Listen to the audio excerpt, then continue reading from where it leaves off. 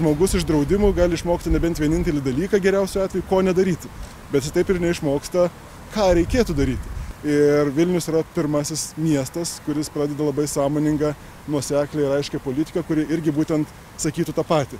Čia mes matome dalį ženklų, kurie tai iliustruoja. Ir iš tikrųjų džiaugiuosi, kad Vilnius gali būti pirmas miestas, kuris sąmoningai tokią politiką visą apimančią paskelbė ir pradeda įgyveninti, kad mes gyventume draugiškiau, geriau sutartume tarpusavyje ir iš tiesų tie mūsų derinimai interesų, kurie yra neišvengiami, kad jie įvyktų sklandžiai ir su gera nuotaika. Kadangi buvo draudimas maudytis viešuose vandens telkiniuose, mes neturėjome išeities ir neturėjome kur nueiti kartu su savo augintiniais pabūti ir dabar Vilnius galų gale yra pirma vieta, kur mes galėsime tai daryti. Tai yra labai svarbu, kad mūsų miestas stengiasi būti draugiškas gyvūnams, nes kuo daugiau tolerancijos mes skiepysime kitiems, tuo bus lengviau abiem pusėm. Žalieji ženklai jie atsiras ir viešo transporto priemonėse, tiesiog skatinantis būti kultūringesniais, vienas kito atžvilgių, gerbti vienas kito, privačią, tarkime, erdvę.